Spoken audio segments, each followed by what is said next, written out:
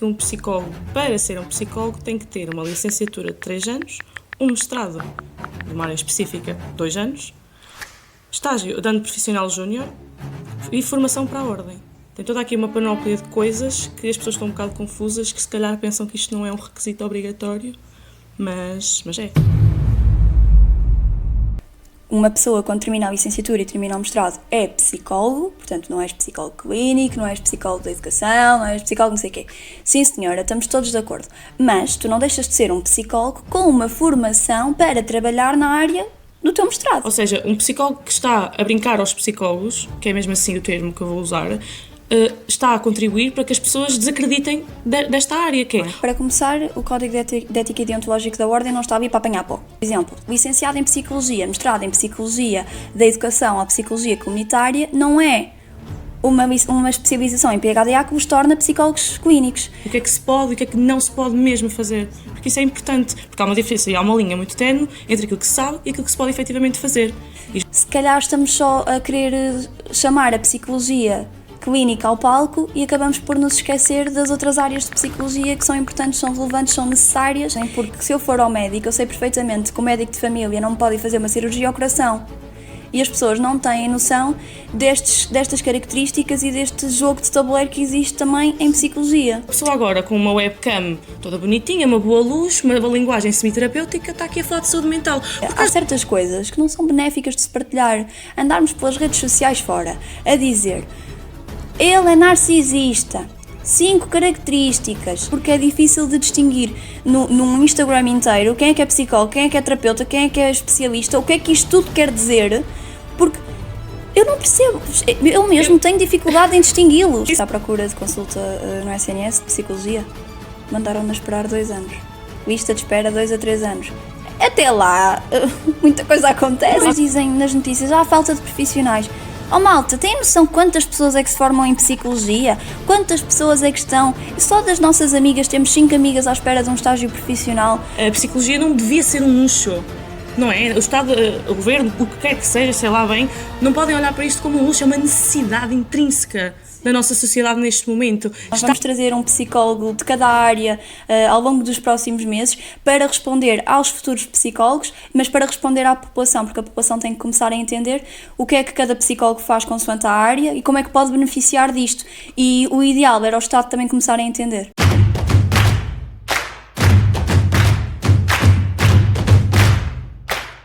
Portanto, o que é isto de ser psicólogo hoje em dia? Vamos deixar aqui bem claro que temos que deixar explícito que um psicólogo, para ser um psicólogo, tem que ter uma licenciatura de 3 anos, um mestrado de uma área específica de 2 anos, estágio de ano profissional júnior e formação para a ordem.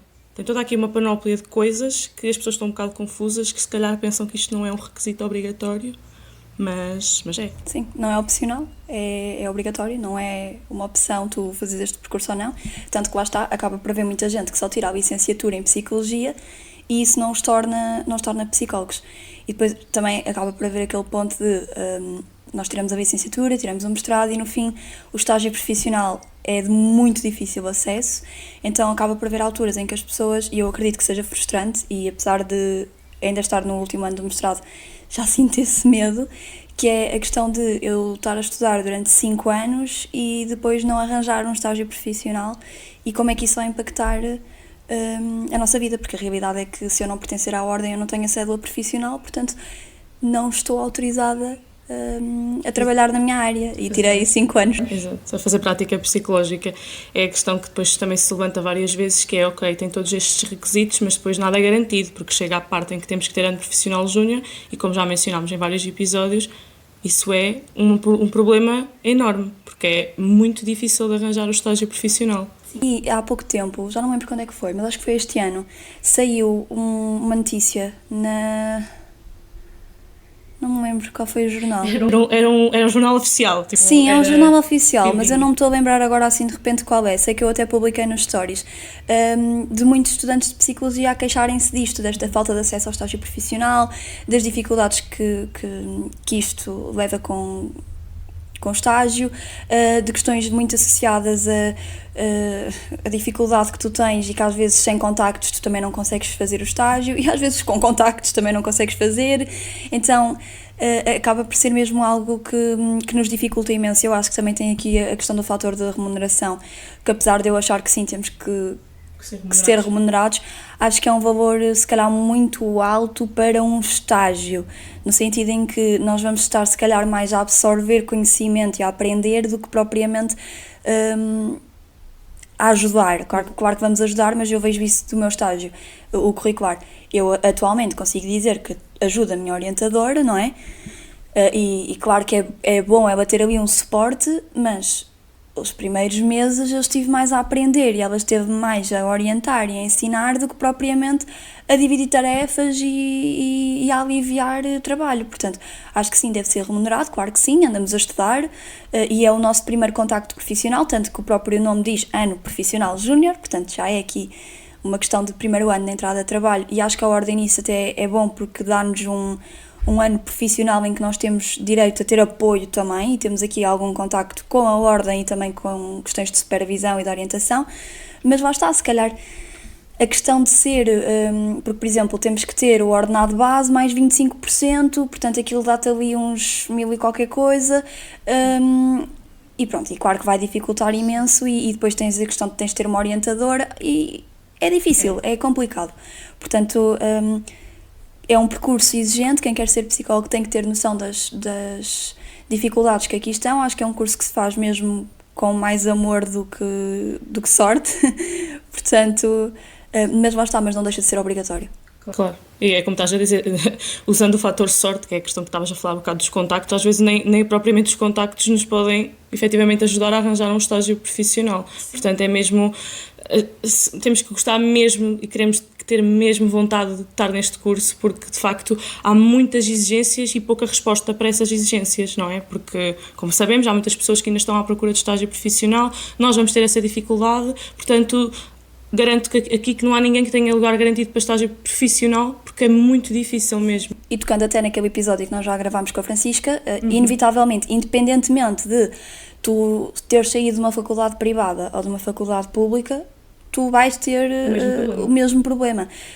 Espero que isto se resolva. Claro que isto não acontece com a mesma dificuldade para todos, e ainda bem, mas acho que se deveria trabalhar para se dar acesso com mais facilidade. Pronto, acho que se calhar a ordem aqui deveria ter um papel um bocadinho mais autoritário e com um bocadinho mais protocolos, pronto, assim, ou seja, acho que deveria haver aqui qualquer regra para alguns psicólogos, que atenção, eu acredito que não seja, porque depois até foi uma questão que eu vi no Insta da psicóloga, que é a Sophie, e eu adoro-a, e pronto, estou farta de dizer que eu a adoro, e eu de facto também a percebo que é, ok, dar um estágio profissional, claro que é bom para nós, mas ao mesmo tempo também é um ano que tu estás a dar aos teus pacientes uma psicóloga, uma ferramenta, não é? Tipo, um apoio que é temporário, que se for preciso, para o ano já não está a trabalhar lá mais naquela clínica e aquele processo terapêutico vai acabar por ser abandonado ou ter que trocar de psicóloga, e isso também é desagradável, e eu então também percebo estas questões de não aceitarem certos, por exemplo, gabinetes clínicos. Sim, é complexo e eu tenho consciência disso, mas lá está, acho que se deveria trabalhar aqui para de alguma maneira tentarmos abrir um bocadinho mais de portas e não andarmos aqui a fechar portões constantemente. E depois isto também me levanta aqui uma questão, que é como estas dificuldades estão a ajudar para estas questões pouco éticas que andam a acontecer, porque, e nós já falámos várias vezes sobre isso, uma pessoa quando termina a licenciatura e termina o mestrado é psicólogo, portanto não és psicólogo clínico, não és psicólogo da educação, não és psicólogo não sei o quê. Sim senhora, estamos todos de acordo, mas tu não deixas de ser um psicólogo com uma formação para trabalhar na área do teu mestrado. Ou seja, se o mestrado não fosse tão importante a nível de formação mais específica, tínhamos todos o mesmo mestrado, saíamos todos psicólogos e podíamos fazer todos o que quiséssemos. E eu acho que estas questões destas dificuldades acaba por também dar um bocadinho de asas a pessoas que não têm o mestrado, ou seja, lá está, não são psicólogos clínicos, somos todos psicólogos, mas a formação base deles não é clínica, e eu entendo que tenham dificuldades em arranjar, por exemplo, na área da educação, um estágio profissional, e acabam por começar a fazer estágios profissionais a intervir em áreas que não têm formação base para intervir. Sim, como nós falámos no episódio da Chica também, que como tu referiste, que se fosse para ser assim, havia um mestrado de Psicologia Geral e pronto, porque a questão é que é assim, há vários mestrados, há imensos mestrados em Psicologia e eles adaptam-nos e dão-nos competências para trabalhar naquele contexto em específico. Ou seja, e a própria ordem dar-nos a liberdade de nós, quando saímos do mestrado, sermos psicólogos, eles também partem um pouco do princípio que nós vamos trabalhar sobre a ética e a deontologia. Vamos estar ali, supostamente, a trabalhar com respeito e com as regras, porque as regras têm que se seguir, não é? Para começar, o Código de Ética e Deontológico da Ordem não está ali para apanhar pó. Ele está ali e não é só para ser bonitinho e para nós falarmos dele quando nos dá muito jeito. Aquilo é para seguir. E a questão aqui é, e nós já tirámos estas dúvidas com a Ordem, portanto nós não estamos a dizer nada descabido e temos esse cuidado e este podcast veio um bocadinho com este objetivo que é trazer informação também em conjunto aqui com dúvidas que vamos tirando com a Ordem, porque eu vejo muita desinformação, principalmente no que diz respeito a isto. Nós somos psicólogos, sim, mas vocês não tiram uma formação, por exemplo, licenciado em Psicologia, mestrado em Psicologia da Educação ou Psicologia Comunitária, não é uma especialização em PHDA que vos torna psicólogos clínicos.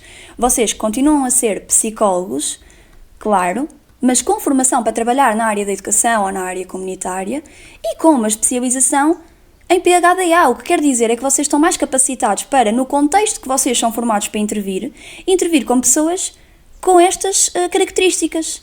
E agora é assim, claro que o mestrado não é limitativo e eu sou a favor, mas isso quer dizer que vocês têm que tirar uma formação, ou seja, têm que concorrer para certos tipos de especializações e isto, novamente, em acordo com o que a Ordem nos transmitiu por e-mails, estas especializações, ou seja, esta mudança, este foco mais de vou sair deste mestrado que tirei e agora quero ir para uma área clínica ou comunitária ou da educação, isto envolve especializações, isto envolve supervisão, isto envolve estágios. Sim, e especializações na Ordem, que têm que ser acreditadas pela Ordem. E, idealmente acreditadas pela Ordem, claro que vocês podem tirar especializações, por exemplo, agora não tiro porque também não me compensa estar a gastar dinheiro a tirar muitas especializações que eu não posso depois recolher os ECTs quando são validadas pela Ordem, mas, por exemplo, há muitos workshops que psicólogos que eu admiro dão e eu nem sequer questiono se é acreditado pela Ordem ou não, porque eu gosto muito deles e identifico muito com a maneira deles pensarem. Agora, lá está, querem mudar o caminho, estão super no direito disso, mas é uma formação em condições. Têm que se dedicar em condições, porque as pessoas não andam a investir 60 euros por mês no psicólogo para vocês investirem numa especialização de PHDA e caracterizarem-se como psicólogos clínicos. Não é assim que a coisa acontece.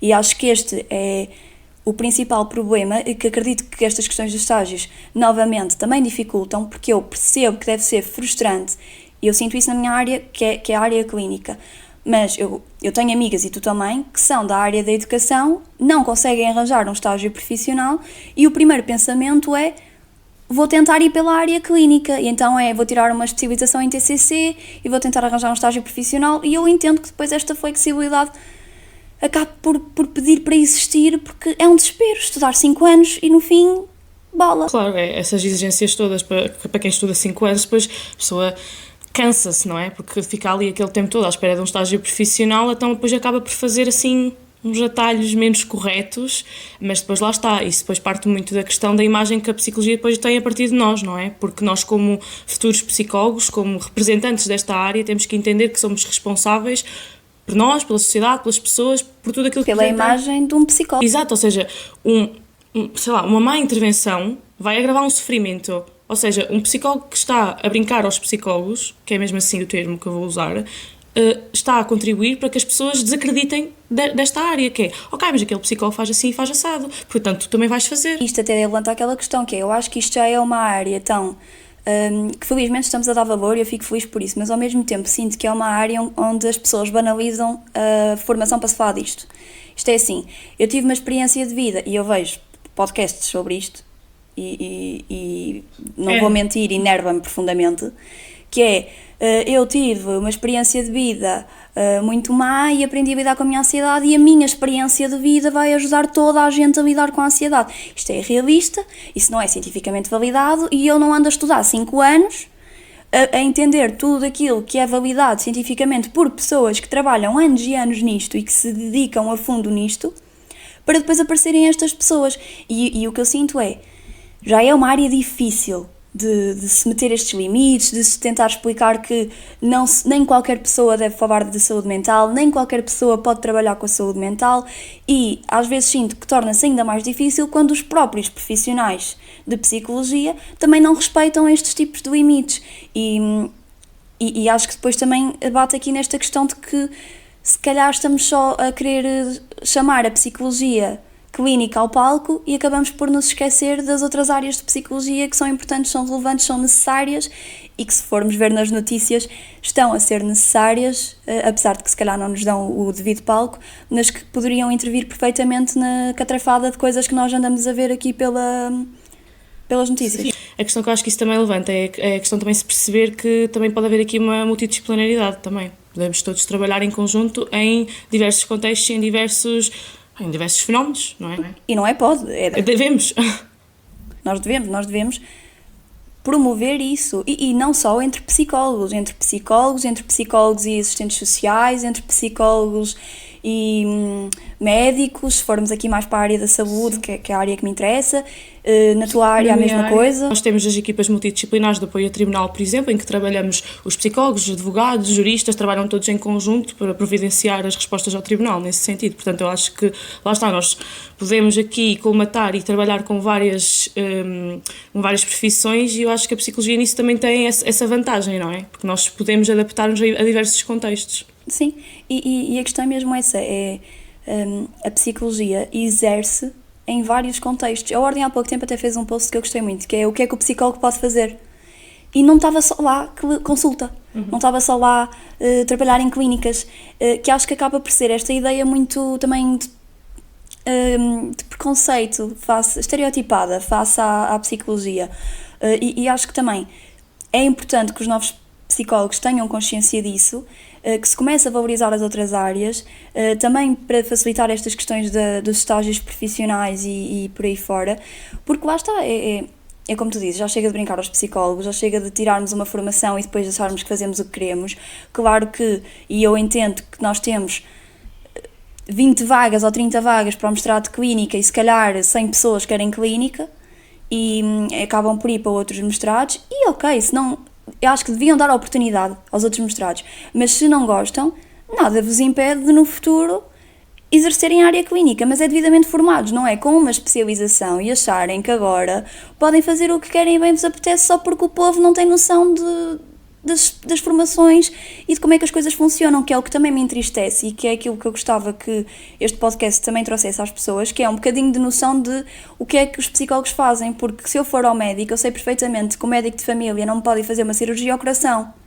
E as pessoas não têm noção destas características e deste jogo de tabuleiro que existe também em psicologia. Sim, há várias psicologias, e depois isso também levanta aquela questão de que da questão de toda a gente querer ir para a clínica, porque a própria licenciatura também está um bocadinho formatada para a parte clínica, vamos ser sinceros, a não ser que sejam as opcionais, que também depende muito das universidades, podem oferecer várias opcionais, como forense, etc. Mas estamos muito mais virados para a parte clínica, e é normal. Portanto, eu acho que isso depois também tem que partir de um trabalho autónomo, também de pesquisarmos, porque nós temos noção, e já nos é ensinado desde o início, que a psicologia tem imensas vertentes, ou seja, não é só mesmo aquilo que lá está, nós podemos explorar mais, e há N mestrados. A questão eu também sinto que...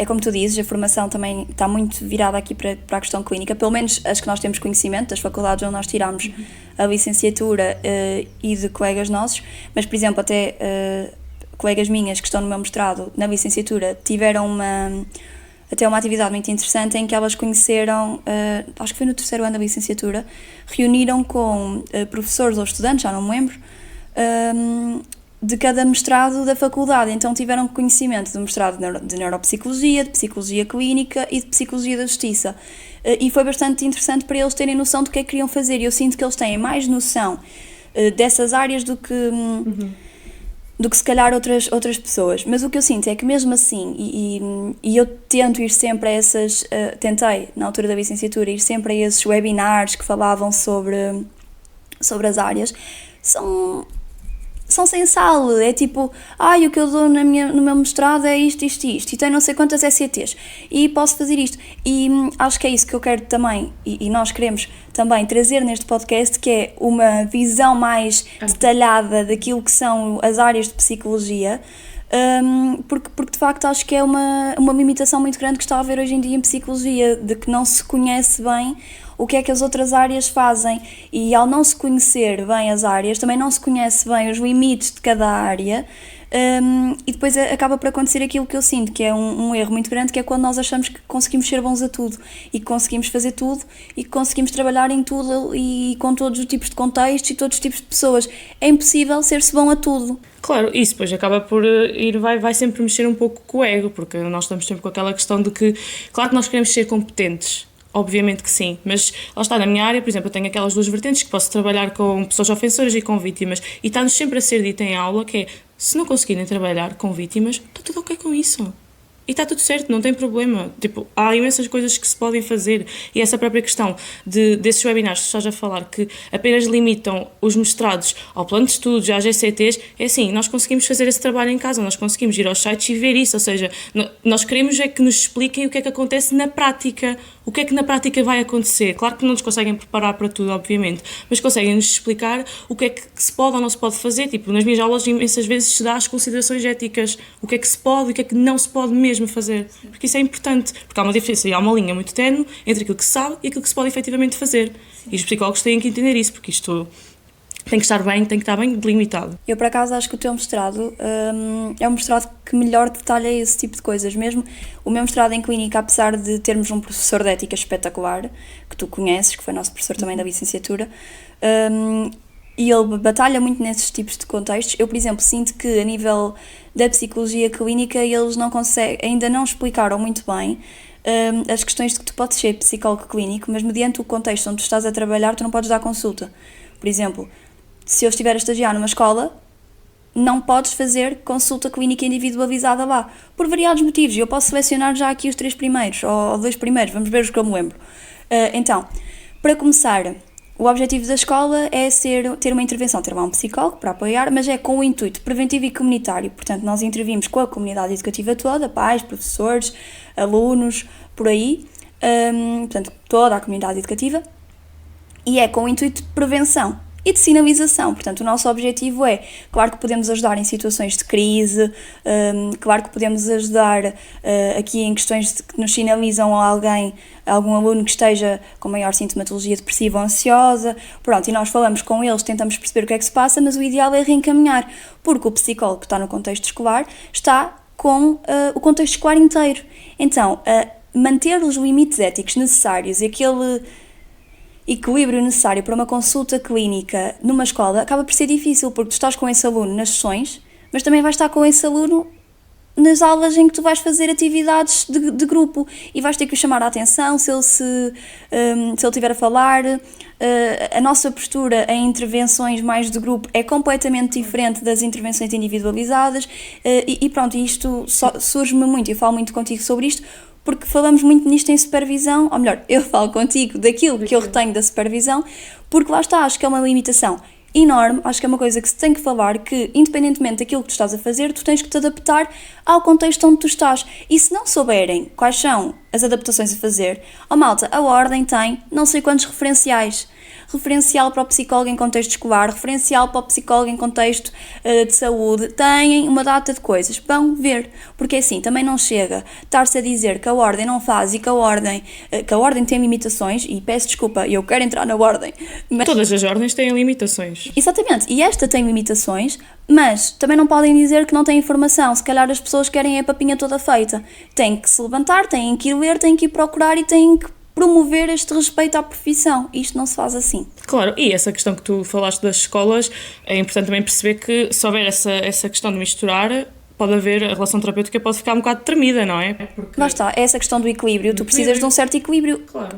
Deixando de haver esse equilíbrio em que não existe este respeito e este distanciamento também necessário, e proximidade também, mas pronto, tu estás a perceber-me, necessário ao contexto clínico, não é benéfico. E depois tem uma questão que é, a criança se muda de escola, como é que é?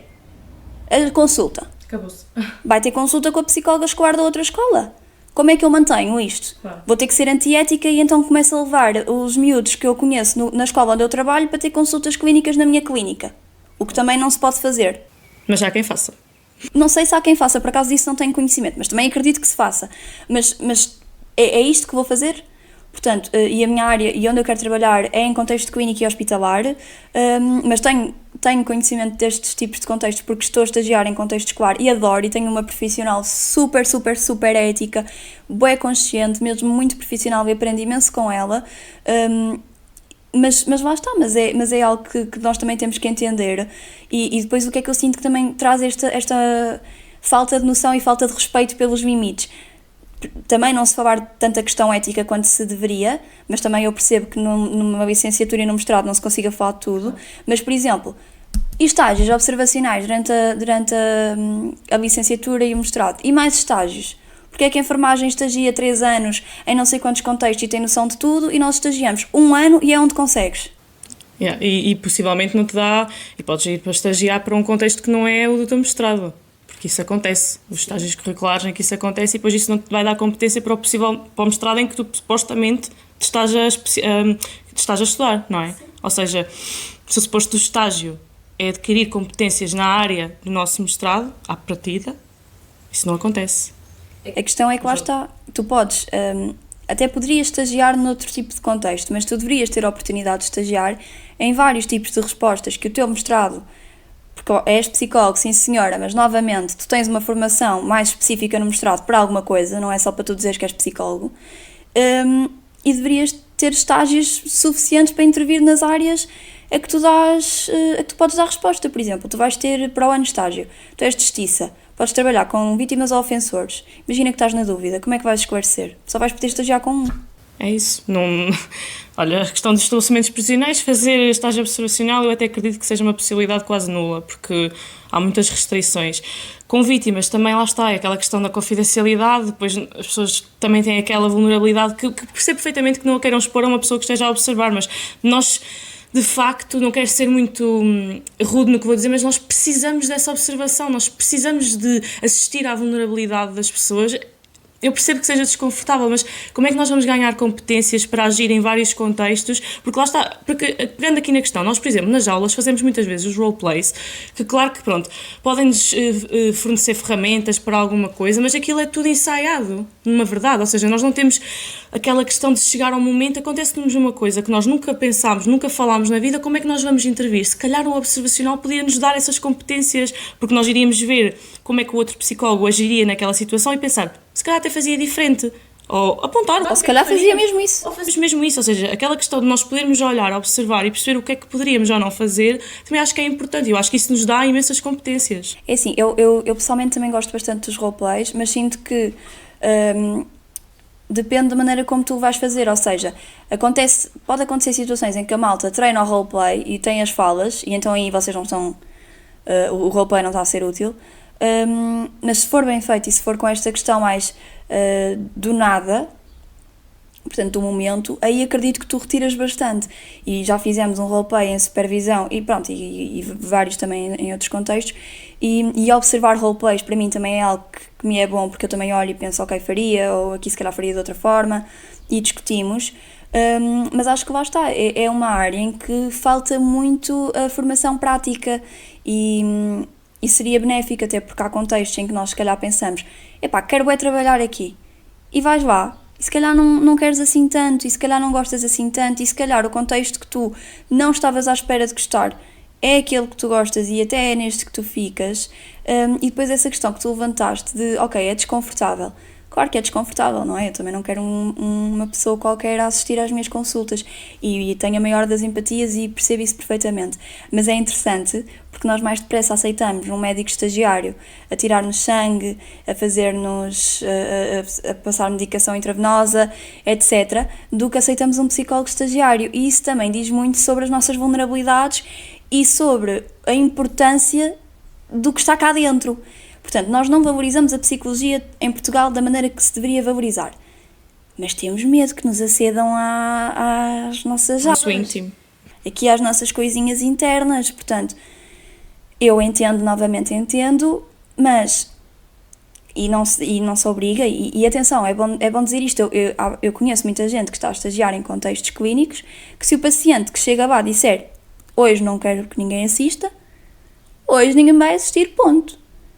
Portanto, a questão aqui é, vai sempre haver alguém que vai deixar, que não se vai importar, e é que nós não estamos ali para julgar ninguém, nem para saber a vossa vida, é mesmo porque nós precisamos de uma formação, e precisamos de prática, e precisamos de estar ali, de ver, e nós estamos lá com o mesmo interesse e a mesma dedicação que está um médico, não é para se meter na vida do paciente, é para aprender, é para ajudar, é para fazer melhor, e nós sem prática não vamos conseguir fazer melhor e vamos continuar a sair pintinhos de uma formação de 5 anos e vamos parecer uns patos a andar aqui no meio, vamos fazer erros. Vamos, sim senhora, e passado anos vamos continuar a cometê-los e o importante é reconhecer e mudar.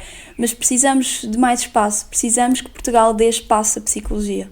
Claro que sim. Aliás, e a questão que levantaste dos médicos estagiários, eu posso mesmo dizer, eu já tive um médico estagiário que me atendeu a tirar sangue e ele enganou-se várias vezes na questão da veia, vamos dizer assim especificamente. E está ok, é assim, eu chorava-me toda. Está tudo ok, porque é que nós lá está, porque é que se calhar eu na altura não levei a mal, como é óbvio, mas se calhar hoje em dia leva-se mais a mal um psicólogo estagiário fazer um observacional, porque as pessoas às vezes também podem, se calhar, confundir um pouco, parece que psicologia é com cosquice, e nós não estamos ali para fazer cosquice, nem para andar ali a escarafunchar a vida toda pessoal da pessoa, nós estamos mesmo ali porque queremos observar e queremos entender como é que podemos ser melhores psicólogos. E nós somos curiosos. Somos, e acho que isso é bem importante na nossa profissão, mas é distinguir curiosidade de cosquice. Nós somos curiosos porque, e é aquilo que eu mais defendo e acho que é a coisa que eu mais acredito, que é, eu pessoalmente estou farta desta visão de olhar para o paciente como um diagnóstico,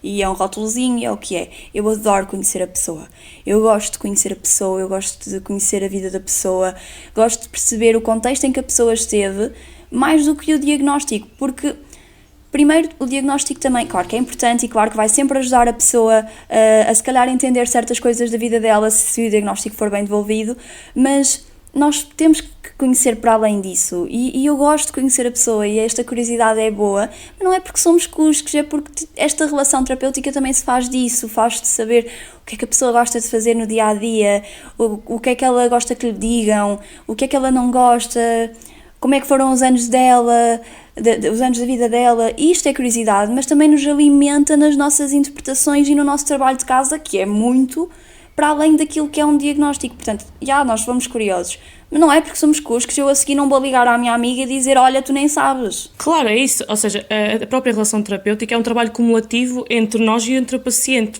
é uma coisa que não se faz em 3 sessões e está ali a relação terapêutica vai se mantendo, ou seja, essa questão que se levanta da relação terapêutica é mesmo muito importante em psicologia e lá está, a pessoa está ali a expor as suas vulnerabilidades e nós temos que ser curiosos para chegar a certas questões, porque a pessoa normalmente chega à consulta à procura, digo eu muitas vezes, de uma validação, às vezes o próprio diagnóstico não beneficiará em nada à pessoa, porque a pessoa não está à procura de um rótulo para ela, não é? As pessoas vêm para tentar compreender-se a elas próprias e também para serem compreendidas, e é importante que se tenha esta noção. Nós só chegamos onde as pessoas deixarem, mas a melhor maneira que tu tens para chegar a alguém é mostrar interesse. Esta curiosidade é boa, porque tu ficas, uau, ela quer-me conhecer. Não, ela não quer só, porque não é producente, tu estares ali e a pessoa dizer assim, tenho ansiedade, muito bem, então olha, vamos já dizer, nestes contextos vai respirar fundo e depois vai fazer isto, e acabou, e tu não conheces a pessoa e tu estás já a tirar, que é aquela questão que eu sinto que também há muito, que é, e também é normal, atenção, e eu também estou a falar e claro que também sinto isso às vezes nos estágios e assim, e é um reflexo também de sermos novos ainda nisto, mas às vezes a pessoa quer falar e tem que ser ouvida e estar sempre a psicoeducar, estratégias, psicoeducar, conhece a pessoa, deixa a pessoa falar, porque no fim, se tu tiveres que numa supervisão descrever a pessoa, como é que tu descreves? Tu não conheces quem é essa pessoa, a quem tu estás a psicoeducar 24/7, quem é essa pessoa, qual é a história dela, portanto, lá está, a relação terapêutica, como tu dizes, faz-se muito disto e é importante e por isso é que também precisamos de ser curiosos e por isso é que é importante nós observarmos estágios e estarmos em estágios, porque esta prática não se faz com base na teoria. Por exemplo, eu estou aqui a falar, é muito giro falar. E eu acredito mesmo nisto e tento ao máximo seguir isto em que eu acredito. Mas a realidade é que na prática nós também estamos nervosos, nós também estamos... Eu tenho muito medo de fazer alguma coisa errada, porque também ainda sou nova nisto. Mas isto vai, claro que com os anos de prática vai melhorando, mas se calhar com uma formação mais prática também era muito mais solidificável. Claro, e claro que nós nos preocupamos. Aliás, eu até vou dizer aqui que eu tenho ouvido, felizmente, porque a psicologia, até como falámos no episódio da Chica, está a tornar-se mais relevante e a mim comove-me muito, eu fico muito contente porque às vezes ouço pessoas a dizer, comentam comigo a dizer, olha Bia, eu disse coisas à minha psicóloga que nunca disse a ninguém, que não foi capaz de dizer a ninguém, e foi a primeira vez que eu senti que fui ouvida. Porque ninguém me queria ouvir. E isso comove-me imenso porque eu penso assim, realmente é este o trabalho do psicólogo. É estar ali, é ser. E eu acho que é uma coisa que as pessoas hoje em dia se estão a esquecer muito. Sim, e já agora é ser e estar independentemente do contexto, porque vocês podem ser e podem estar não dando consulta clínica, não estando num contexto clínico e acho que isso é importante também de destacar aqui e entender que, e agora vou saltar para outro tema porque lembrei-me, esta questão da presença e do ser, claro que vem aliada com formação, está bem? Isto não basta só ser-se muito boa pessoa, muito empática e muito bom ouvinte e é-se psicólogo. Pronto, tanto que, por exemplo, agora aquela questão dos 5 filmes de terror versão psicóloga, que é a questão de eu também sou, toda a gente é um bocado psicólogo. Não são psicólogos, não é toda a gente é um bocado psicólogos. Toda a gente pode ser bom ouvinte de vez em quando, porque também temos... Sim, isso é muito aquela questão que eu dou-te muito bons conselhos porque eu nem preciso do curso. Sim, eu já tive muita gente a comentar, eu sempre soube, não preciso de formação porque... Já sou craque nisto. Sim, sou muito boa nisto. Boa em quê? E depois vais a ver, eu digo-lhe para fazer isto. Depois nós não dizemos. Nós não damos conselhos. Nós ajudamos a pessoa a descobrir o que é melhor para ela. E o que é melhor para essa pessoa não é melhor para a pessoa do lado e não é o melhor para mim. A pessoa vai descobrir conforme as sessões vão acontecendo. E isto também levanta muito a questão de... como é que a psicologia está a ser tratada atualmente. Portanto, tanto esta questão desta leveza, que toda a gente é psicólogo, como esta coisa que a mim pessoalmente me enerva profundamente, que é os diagnósticos gratuitos nas redes sociais, que é o que eu sinto que é. E faz-me alguma confusão, principalmente quando vejo isto a acontecer de profissionais. E atenção, não é julgar no sentido em que vocês são bué maus profissionais, eu acredito que é a maneira como descobriram que dá para fazer conteúdo viralizável, mas às vezes o conteúdo não precisa de viralizar, tem que ser autêntico e tem que ser de coração e tem que vir aqui para ajudar, porque a prioridade e a ordem e o código deontológico existe para proteger o paciente. Não é para nos limitar, não é para nos cortar pernas, é para proteger. E nós temos que proteger, e às vezes temos que ser um bocadinho gatekeepers, e eu aprendi isto com a minha professora de psicopatologia. Há certas coisas que não são benéficas de se partilhar. Andarmos pelas redes sociais fora a dizer ele é narcisista, 5 características, e temos 57 mil pessoas a dizer que o parceiro ou a parceira é narcisista porque traiu, é narcisista porque foi egoísta. E atenção, eu percebo a dor, mas narcisismo é uma coisa, a perturbação de personalidade narcisista é uma rigidez que se vê, é transdiagnóstica, ou seja, esta perturbação está em todos os contextos, ela não existe só no contexto relacional. E vocês às vezes não estão a namorar com uma pessoa com esta perturbação, estão a namorar com uma pessoa imatura, estão a namorar com uma pessoa egoísta, estão a namorar assim com uma criancinha. Uma pessoa mais imatura relacionalmente. Não é não é alguém com uma perturbação de personalidade. Pode ser apenas uma pessoa que naquele momento de vida está mais egocentrada. Isso não faz dela uma pessoa com perturbação narcisista. É egoísta, é alguém egoísta, é alguém imaturo. Claro que faz mal, claro que magoa, claro que é difícil. Claro que é difícil e trazendo aqui coisas pessoais minhas, eu também já estive numa relação tóxica, eu também já estive numa relação que me foi super difícil sair e também já estive numa relação em que me disseram 50 pessoas é narcisista. E eu estava naquela de não é. E aliás, se for, Não quero saber, não me interessa. Eu não preciso de diagnosticar alguém que não me cabe a mim fazê-lo. Para justificar só o comportamento. Para justificar o comportamento, para aliviar a minha dor. A minha dor alivia-me comigo a entender qual foi o meu papel aqui, o que é que isto diz sobre mim, sobre as minhas necessidades. E os limites também. E sobre a minha capacidade de impor limites, que era nula. Mas isto vai dizer mais, e eu sinto que às vezes estas questões de andarmos aqui a diagnosticar as pessoas alheias diz mais de nós do que propriamente da pessoa que nós andamos a diagnosticar assim livremente. E isto passa para perturbações narcisistas, passa para a ansiedade, Passa para a depressão. para todo lado, é um espetáculo. Isto agora tem depressão, descubra como. Ponto 1, ponto 2, ponto 3. Se psicologia fosse isto, nós não existíamos, vendia-se o DSM-5 assim nas estantes. Epá, malta, vão ler. E se tiverem os pontinhos já sabem. É isso, porque depois acabam por generalizar as perturbações de uma forma que depois lá está, utilizam esses próprios tópicos que tu estavas a dizer, tem isto e tem aquilo, e a pessoa lá está, vai tentar encontrar-se nesses tópicos, não é? Porque a pessoa está à procura de alguma coisa que a possa ajudar a aliviar aquele sofrimento. E essa questão própria que tu mencionaste, da tua questão, que foi atribuírem o diagnóstico à pessoa, isso até te causa mais sofrimento até a ti, não é? Porque tu ficas, porque ele era isto e era aquilo, foi por isso que ele me fez aquilo.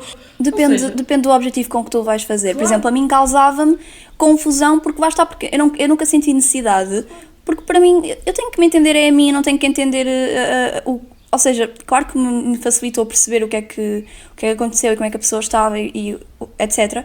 Mas não me cabe a mim diagnosticar. Se a pessoa sentir necessidade de se resolver e de se compreender, um psicólogo. Claro. Eu sou psicóloga, ou melhor, sou quase psicóloga, mas eu não sou psicóloga dos meus amigos, eu não sou psicóloga do meu namorado, não sou psicóloga da minha família. Nem podemos ser. Nem podemos. E não me cabe a mim, não me cabe, é desconfortável eu estar a tentar arranjar um diagnóstico para alguém que me é próximo. Não faz sentido. E agora, o que eu sinto é como tu dizes, as pessoas estão a tentar arranjar respostas e estão-se a tentar compreender. E ao tentar perceber o que se passa com elas, hoje em dia é muito mais fácil e também tem muito a ver com esta questão da medicina, de que nós vamos ao médico com uma dor de cabeça, tem isto, tome e acabou. E acho que na saúde mental tenta-se fazer um bocado isto e nós também, a fazer estes conteúdos, promovemos isto, que é... estou aqui muito ansioso, tenho ansiedade, vou ao Insta, vou ver os 5 tópicos que ali estão, tenho ansiedade, sim senhora, e acabou. E vou ver com base neste rótulo. Sim, e chegam-nos muitas pessoas que já nos dizem o que é que têm. Tenho perturbação de personalidade borderline, tenho ansiedade, tenho isto, tenho aquilo. E nós, calma lá, vamos lá desconstruir isto. Sim, e nós sentimos necessidade de perceber porque é que a pessoa achou isso, qual é a percepção dela disso, e lá está. E depois quando vamos a ver que isto porque vi no post desta psicóloga que ter isto são estes 5 pontos. É muito mais complexo do que isto.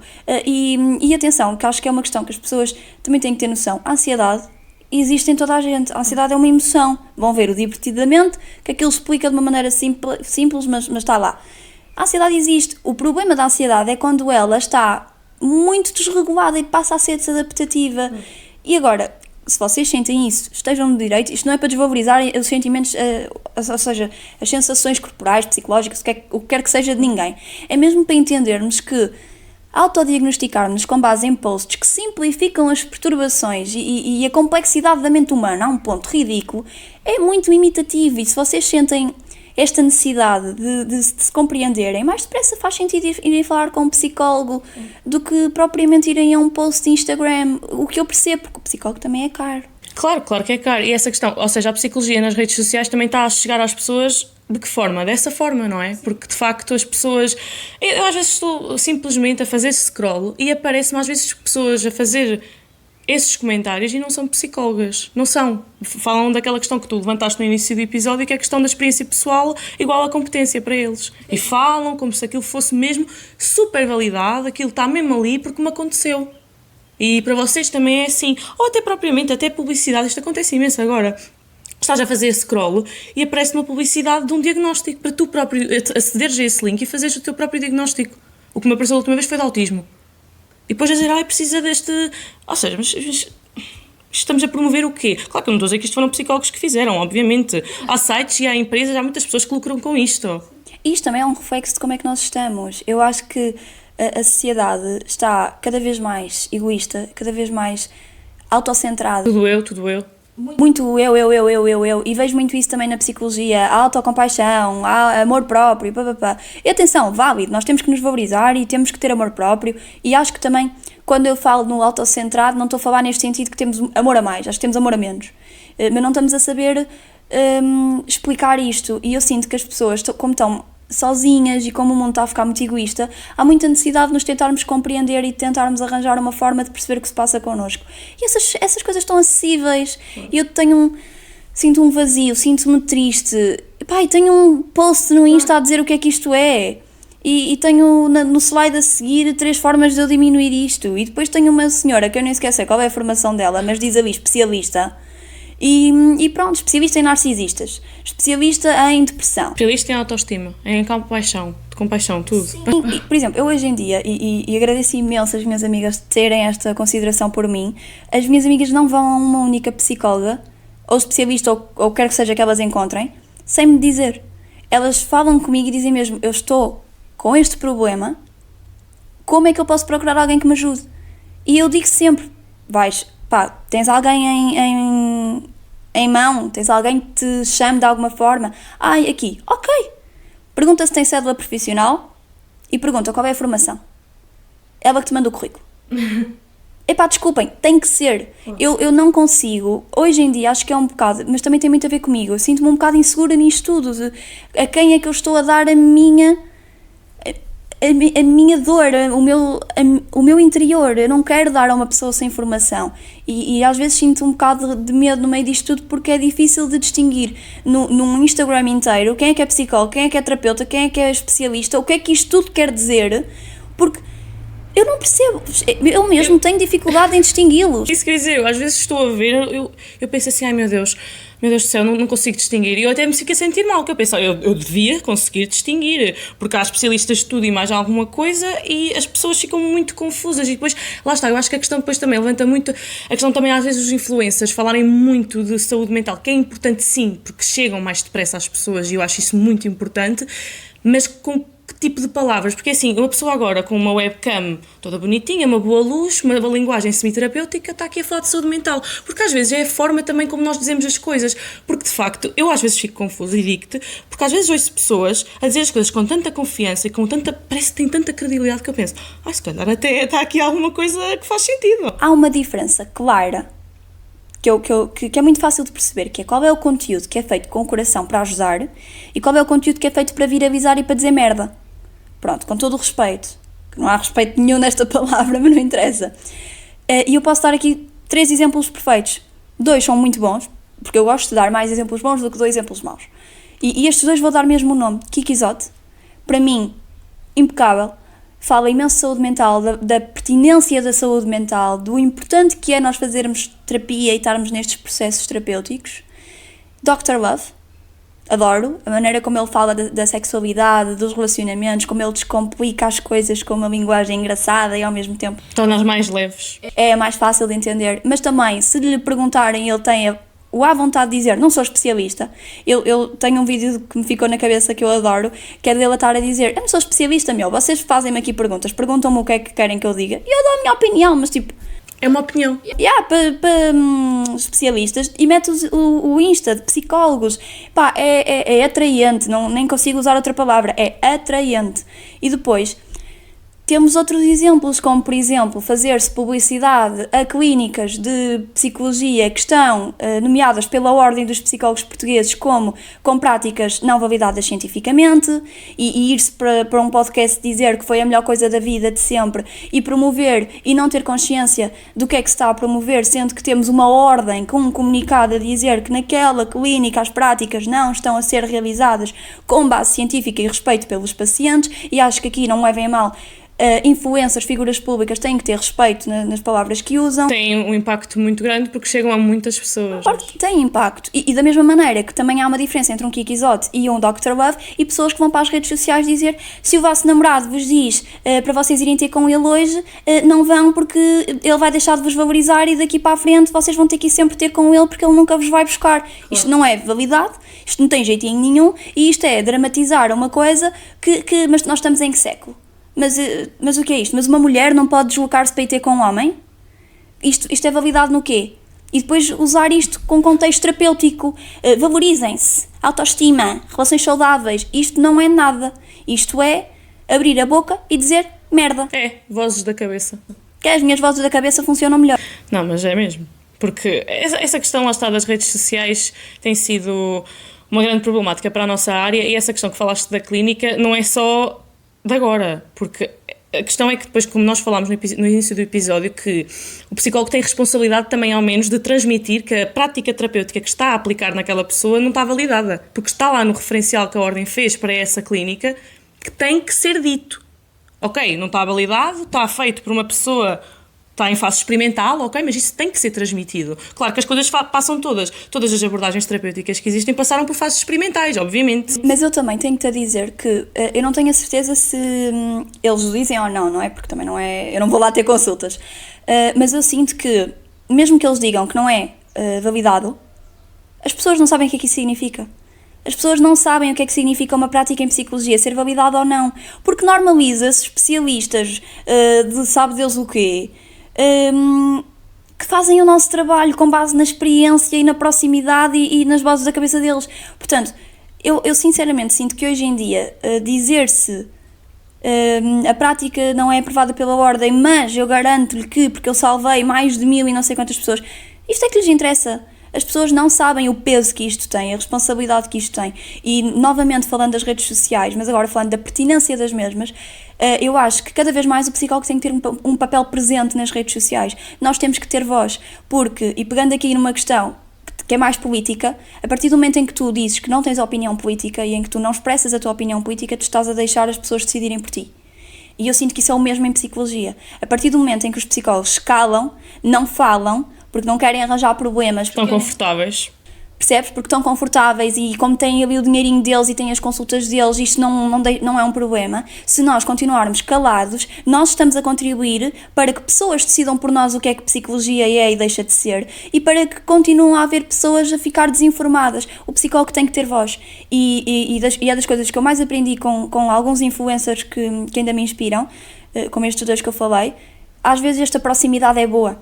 Às vezes as pessoas têm que conhecer o que é um psicólogo fora dos posts generalizados que não chegam a ninguém sem ser a estas questões em que nos aproveitamos da vontade das pessoas de se compreenderem. Claro, porque eles também chegam a mais pessoas por um tópico muito importante, porque são muito transparentes e muito humanos. Sim. E as pessoas também sentem-se próximas deles pela humanidade que eles transmitem através do ecrã, que nós, como psicólogos, também temos esse dever e conseguimos fazê-lo de tantas formas, não é? Tu consegues ser humano e manter limites terapêuticos. Claro. Joana Gotti. Pronto, é isto que eu tenho a dizer. Gosto bastante dela. Não vou dizer que, tipo, a nível de personalidade do que faríamos em contexto digital, sejamos, tipo, twins, almas gêmeas, mas é uma pessoa que me deu um certo conforto em perceber que é ok ser-se um bocadinho mais humano do que aquilo que se espera de um psicólogo. A Sophie, por exemplo, é uma personalidade mais diferente, é uma personalidade com que eu me identifico mais. Mas é bom que hajam personalidades diferentes, que é para não acharem que o psicólogo também é só aquele formato feito, não é? Está ali sempre todo naquela coisinha. Não, nem a Joana Gotti nem a Sophie se enquadram nisto, mas, por exemplo, a Sophie,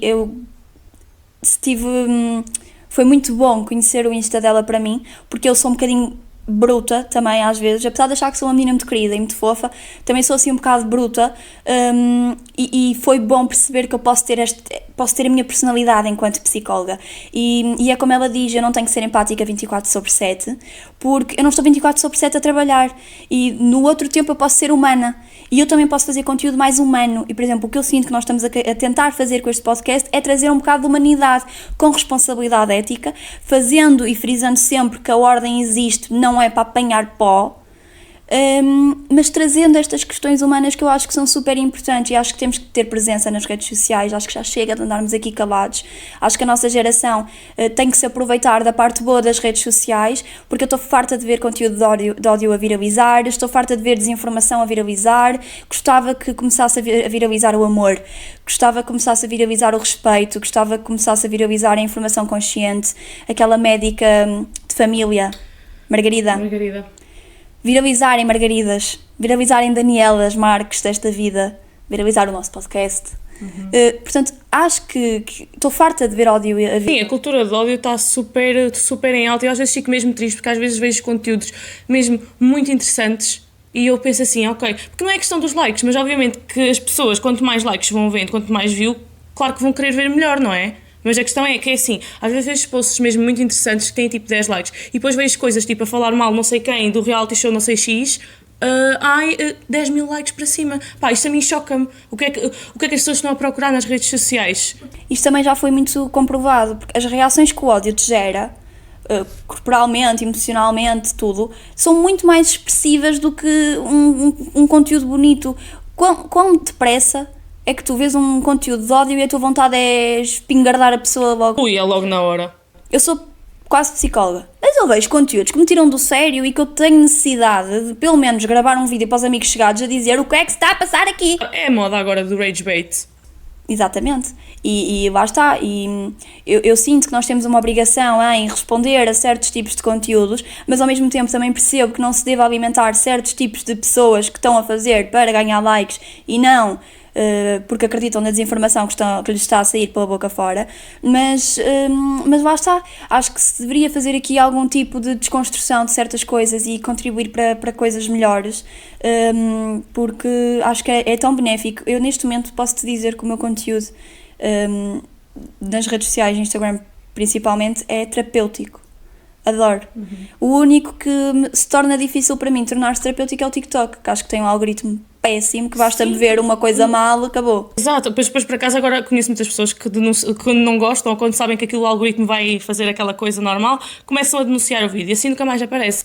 Olha, não tem funcionado. Pronto, mas costuma funcionar normalmente. Eu denuncio e eu acho que ele percebeu que eu gosto de denunciar e então envia tipo 24/7. É isso, porque o TikTok nesse sentido tem uma cultura de ódio muito, muito enraizada. Aquilo, eu se vir coisas muito positivas no TikTok até fico admirada, porque de facto a cultura do ódio está aqui muito presente hoje em dia. Mas lá está, e essa questão que também falámos várias vezes, da questão dos acessos à saúde mental. Da questão de que é difícil ter uma consulta hoje em dia porque o preço é elevado. Claro, nós não trabalhamos por amor à arte. Eu trabalho com muito amor, mas de graça não já chega. Claro, já há muitos anos a trabalhar de graça e de facto é verdade que sim, que 60 euros para cima é muito. E tendo em conta que os nossos salários mínimos e médios são praticamente equivalentes, não é? É muito complicado, mas depois, lá está, o próprio SNS também devia dar aqui uma resposta um bocadinho mais positiva, não é? Porque, por exemplo... Desculpa interromper-te, eu tenho uma amiga minha que está à procura de consulta no SNS de psicologia. Mandaram-na esperar 2 anos. Lista de espera 2 a 3 anos.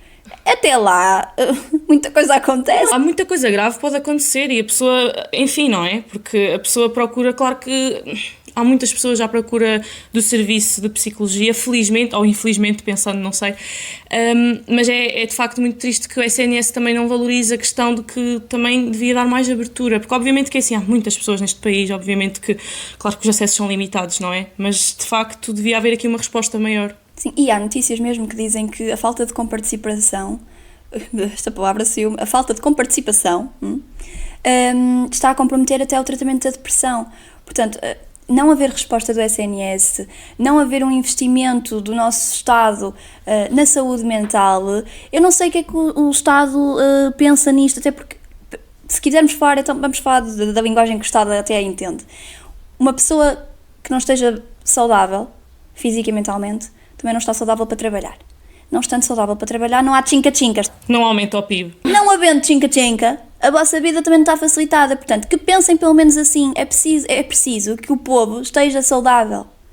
Temos que estar saudáveis. E claro que nós somos influenciados pelo contexto. E claro que nós estamos num contexto que também não está a favorecer esta saúde mental. Está a haver aqui muitas discrepâncias e muitos extremos. Mas é importante tentarmos ajudar no melhor que nós conseguimos. E não haver resposta, para mim é uma coisa que me assusta, porque eu posso dizer, e tu sabes que um dos meus maiores sonhos é trabalhar em psicologia no hospital, e eu gostava imenso de trabalhar até numa perspectiva mais de serviço de emergência. Eu quero muito oncologia e quero muito tipo doença crónica, hospitalar em si, porque acho que é um ramo que podemos trabalhar em conjunto com médicos e podemos trabalhar para humanizar isto e podemos trabalhar para ajudar as pessoas que não têm tanta possibilidade e podem ir a um hospital público e ter essa ajuda, e eu gostava mesmo, e se me pudesse desdobrar em 1500 pessoas eu faria, mas ao mesmo tempo, pergunto-me, ok, não tenho dinheiro para pagar, pá, mas vocês aceitam estágios curriculares, não conseguem aceitar um estágio profissional que ainda por cima vai que não vai, pode ser ajudado. Pode ser mais uma resposta a essa pessoa que vai estar em profissional, não é? É mais uma ajuda. E depois dizem nas notícias, falta de profissionais. Oh malta, têm noção quantas pessoas é que se formam em psicologia? Quantas pessoas é que estão... Só das nossas amigas, temos 5 amigas à espera de um estágio profissional que não arranjam aos anos. Nenhuma delas quer ir para contexto hospitalar. Pronto. Mas se quisesse, eram logo 5 pessoas que iam querer. Percebes? Por exemplo, eu a nível de contexto hospitalar conheço-me a mim e conheço a mais uma amiga, penso. Se formos no máximo somos 3. Mas a questão é que há quem queira e é tão bom haver alguém que queira e eu sinto que desvalorizam a importância disto e, por exemplo, eu já não sei onde é que vi esta notícia, mas está cada vez mais pessoas a chegar à emergência e o que têm são ataques de ansiedade e saem de lá, inclusive, novamente, tocando em assuntos pessoais, eu já fui para as emergências com ataques de ansiedade e saio de lá com medicação, como benzodiazepinas, e vou para casa e tomo isto todos os meses. Onde é que está o apoio psicológico? Onde é que está o psicólogo? Porque é que nós não temos entrada aqui? Claro, porque o objetivo dessa questão da medicação é anular logo o sintoma. É anular, enquanto que nós em psicologia estamos a oferecer um processo longo, muito longo, mas é um processo que tem que ser feito. Claro, em muitos casos pode ser benéfica a questão da medicação, mas é assim... Essa questão de as pessoas chegarem aos hospitais com ataques de ansiedade, toma lá aqui uma benzodiazepina, a tua vida resolve-se. Não, a pessoa precisa de acompanhamento psicológico, como tu estás a dizer. A psicologia não devia ser um luxo, não é? O Estado, o Governo, o que quer que seja, sei lá bem, não podem olhar para isto como um luxo, é uma necessidade intrínseca da nossa sociedade neste momento. Está em alta, infelizmente está em alta a questão, a depressão, a ansiedade, os jovens estão esgotados, as pessoas estão esgotadas, vivemos numa era super acelerada, as pessoas trabalham para pagar contas, trabalham para sobreviver apenas. E ainda temos a questão de que nas redes sociais o que mais valorizam é esta questão do workaholic e tipo de acordar às 6 da manhã e às 5 porque o ginásio tem que render e enerva-me uma certa frase que é...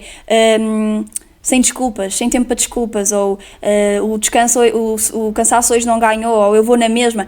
Bro, se tu quiseres descansar naquele dia, não podes descansar naquele dia, não fazendo isto sempre uma regra, mas tu não podes dizer um dia, não pode haver um dia em que tu ouves o teu corpo, sentes que estás cansada e descansas, e falo contra mim, eu critico-me que é uma coisa louca quando não consigo ir treinar porque estou a falhar, não estou, às vezes o meu corpo precisa descansar, e depois, é assim, não há respostas, querem o quê? O consumo de psicofármacos aumentou, nós temos o consumo mais elevado da última década, estamos em 82%. Em Portugal, querem o quê? Querem o quê? Continuar a medicar. Atenção, nada contra a medicação. Eu tomo medicação para a ansiedade, portanto, e é bom, mas eu, só com a medicação, não consegui chegar lá. Eu tive que ir com terapia, eu conheço-me mais, eu tenho noção de como é que a minha ansiedade funciona, como é que eu e a minha ansiedade conseguimos funcionar. Eu não sou ansiosa, eu sou uma pessoa... E a minha ansiedade está separada, eu aprendi a separar-me da ansiedade, que é algo que nós temos que fazer. E só medicar e ir para o hospital e medique-se e não sei o quê, isto não chega. E enquanto não se psicoeducar e enquanto o Estado não perceber a importância que isto tem, eu só tenho a dizer uma coisa, o consumo vai aumentar. Claro que sim, e se dás a medicação e não dás estratégias de adaptação, porque a medicação se um dia falta. Porque a questão também, vamos falar bem, que é assim, às vezes o Infarmed também tem muitas questões e faltam fármacos. Há muita falta disso, cada vez mais se vê, ou seja... Então, e nós já somos o segundo país com maior prevalência de perturbações psiquiátricas, vamos continuar... Claro, e Deus queira que não, mas possivelmente ainda vamos chegar ao primeiro, se isto continuar assim, porque... lá está, isto não está adaptado para os problemas, andamos-nos a preocupar com terapias de conversão da sexualidade, em vez de nos preocuparmos com isto, que isto é tão importante. Eu acho que, novamente, nós continuamos a querer atacar minorias em vez de proteger um povo. Nós somos um povo e a parte mais bonita do povo é as cores todas que nós temos, as diferenças que nós temos. A mim incomoda-me o quão a diversidade incomoda hoje em dia, porque eu acho tão maravilhoso um mundo com características diferentes. Eu sou uma pessoa que me incomoda sermos todos iguais, atrapalha-me esta questão da falta de originalidade e da falta de... Temos que ter todos um nariz muito bonito, temos que ser todos heterossexuais, temos que ser todos muito decididos da nossa... A identidade é uma cena importante. E em que mundo é que a identidade do outro me vai atrapalhar? Que bom que é nós termos várias cores, que bom que é nós gostarmos de coisas diferentes. Se fôssemos todos iguais, tipo, aliás, está a acontecer, vai haver áreas que vão ter menos trabalho, porque nós estamos todos a tentar caber na mesma caixa. Já chega, vamos defender um povo, nós temos que proteger o povo, não temos que atacar minorias, nós temos que ajudar um país que está a entrar em decadência total, nós temos um povo cansado, temos um povo depressivo, temos um povo ansioso e já chega de dizermos que a culpa disto é uma minoria, quando a culpa disto é falta de respostas do SNS, tanto a nível médico, saúde geral, como a nível de saúde mental. A culpa disto é da falta de prioridade que a saúde mental tem neste país, do qual nós priorizamos o trabalho cego, consequente, seguido, sem pausa, sem nada, temos que trabalhar para poder sobreviver, para pagar uma casa. A culpa disto é o facto dos jovens estudarem 5 e 6 anos e saírem dali e não terem trabalho e terem que sair do país e terem que deixar uma família porque Portugal não dá condições para trabalhar. O que é isto? A culpa é da minoria? Não, isto é o país que o nosso governo está a criar, porque isto é uma verdade, porque entram ali coisas em vigor e legislam coisas e mandam coisas para o Parlamento que eu penso assim, não olham para estes números? Não olham para estes números. A Sociedade de Psiquiatria e Saúde Mental está sempre a fazer estes estudos e coloca imensas vezes as estatísticas. Não é para olhar para o lado. Não é para assobiar, porque é assim, olhar para o lado custa, por isso é que olhamos em frente e ignoramos as coisas, não é? Porque levantar, eu fico chocada, século XXI, 2026, estar-se a falar disto ainda, porque a preocupação é esta, é mesmo isto que se tem que resolver, é este o ponto principal. Sim. Nós estamos cansados e eu entendo que as pessoas estejam cansadas e eu entendo que nestes momentos é mais fácil campanhas mais radicais nos conquistarem e está tudo ok, quer dizer, não está ok, mas às vezes percebo o porquê desta revolta interna, mas entristece-me porque, por exemplo, ainda ontem nós falámos sobre isto e não tem nada a ver, mas vai fazer sentido na mesma. É tão triste eu saber que eu sou uma pessoa, e tu já sabes, eu sou aquela coisinha que eu entro, bom dia, boa tarde, bom trabalho, boas férias, não sei o quê, eu estou sempre, adoro falar, gosto de conhecer as pessoas, vou ao trabalho de alguém e estou sempre nisto. E entristece-me dizer tchau, bom trabalho e a pessoa rir e dizer tão querida, naquela de ninguém diz. Nós estamos tão egoístas que não conseguimos olhar para o colega do lado e perguntar se está tudo bem. Eu até cheguei a falar sobre isso numa questão de um vídeo, porque eu recebi um prémio qualquer do trabalho da minha mãe. E no vídeo falei mesmo sobre essa questão que é, olhem para o lado, perguntem ao vosso colega se ele está bem. Bom dia, está tudo bem, como é que correu o dia, precisas de alguma coisa? Mas nós temos que ser máquinas que entram para trabalhar. A mim faz uma confusão, as pessoas continuam a ser tratadas como números, tanto na escola como no trabalho, são números, estão ali para trabalhar, não estão ali para saber como é que estão, como é que funcionam. Não sei dizer com que frequência é que isto acontece, mas tenho muitos colegas que me dizem que nos trabalhos deles não são psicólogos mesmo formados, no caso nas organizações, psicólogos de organizações, a trabalhar nas empresas, são coaches que estão a dar assistência psicológica, que não têm qualquer tipo de formação, tiraram um curso de um fim de semana e vão para lá. Coach existe, coach é importante, mas o coach não trabalha nestas questões, trabalha sim nas questões mais relacionadas com a carreira, exato, mas não é no contexto de saúde mental, tipo alguém tem uma depressão, ou está com uma ansiedade, ou está a passar por um processo de luto e podem pedir ajuda psicológica no contexto do trabalho. Isto não é o trabalho do coach. Mas isso depois vai muito de encontro àquilo que falámos logo no início do episódio, a questão da remuneração. Se calhar é mais fácil pagar a um coach do que pagar a um psicólogo. Com certeza, claro que sim, tu tens uma licenciatura e tens um mestrado. Há uma exigência, não é? Não andamos a tirar para depois, que se fizermos a conta a formação inteira já passa, nem vou dizer o número que até fica aqui com uma dor, não é? Mas de facto é uma questão muito... É um flagelo enorme, porque depois a questão que nós também falamos muito, a questão da IA, da questão da IA estar ali tão acessível e até ter havido imensa polémica porque a IA ajudou aquele miúdo, pronto, nem sequer vou usar os termos. Até porque assim, a gente é substituído pelo coach, mas agora também acham que vamos ser, acham que somos substituídos pelo coach, mas também acham que vamos ser substituídos pela IA. Já que isso é impossível. Isso é impossível, uma coisa que não existe, um ninguém que está ali, porque não existe ninguém ali atrás daquele ecrã, não vai substituir uma relação terapêutica, uma relação humana, uma ligação emocional. Isso não é substituído por um computador que nos dá respostas mais acessíveis, porque a questão, lá está, é o valor das consultas que é caro e por isso é que de facto se calhar a IA está ali acessível às pessoas. O que está a acontecer é uma resposta à falta de consideração que existe na terapia. As pessoas têm que recorrer a algum lado e também nos mostra muita coisa, principalmente esta, não é? Há pessoas que não conseguem pagar 50 euros, 60 euros por semana para ter ajuda psicológica, ou de 15 em 15 dias, porque têm que pagar uma renda, têm que pagar a alimentação dos filhos, têm que pagar uma faculdade ao filho, ou apartamento. Mas muitas vezes isso, desculpa interromper-te, mas tu dizes não podemos ajudar uma pessoa quando o problema dela é pôr comida na mesa. Lá está, ou seja, esta questão é como tu dizes, a psicologia vai responder àquilo que consegue. Nós não somos independentes do contexto. O que é que isso quer dizer? Quer dizer que nós também precisamos do Estado. Ajudar uma pessoa que o problema é não pôr comida na mesa é tipo ajudá-la a sobreviver. E nós precisamos que o Estado também ajude, tanto nestes contextos como no acesso ao apoio psicológico. Não é suposto o apoio psicológico ser um luxo. É como tu disseste, isto é uma obrigação, é um dever, é algo que tem que estar em todos nós, até mesmo para o bom funcionamento do país. Portanto, nós não somos independentes do contexto, precisamos que o Estado também tenha noção disso. Acho que torna-se um bocado burro não se perceber a importância da psicologia, considerando o contexto em que nós nos encontramos e em que este país se encontra. Basta ver os dados, basta ver o consumo de psicofármacos, basta ver os conteúdos que são mais falados na IA. Claro que a IA não nos vai substituir, tenho uma live a falar sobre isso, portanto também podem ir ver. Claro. Mas lá está, não acho que seja normal continuar-se a desvalorizar algo que constantemente se nota a importância. Claro que sim, isso também vê-se muito. Até, eu tenho uma professora que me disse isto e acho que se aplica muito à conversa que estamos a ter agora, que é tudo neste país, ou melhor, tudo é política.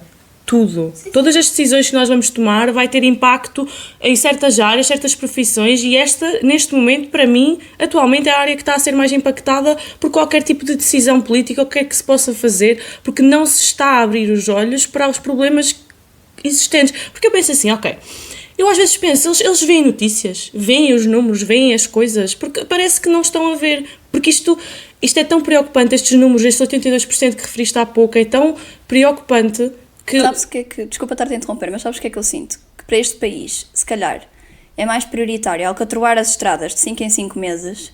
E mal, cheio de buracos, que aquilo é tipo, eles têm claramente algum tipo de patrocínio ou protocolo com as oficinas, que aquilo é mesmo para dar cabo dos carros, mas a questão nem é essa. Acho que para o nosso país, às vezes sinto que é mais prioritário alcatroar as estradas de 5 em 5 meses do que propriamente fornecer apoio psicológico à população, que é o que de facto alimenta o nosso país. Eu acho que isso levanta aquela coisa que eu sempre pensei, que é este país vive de remendos.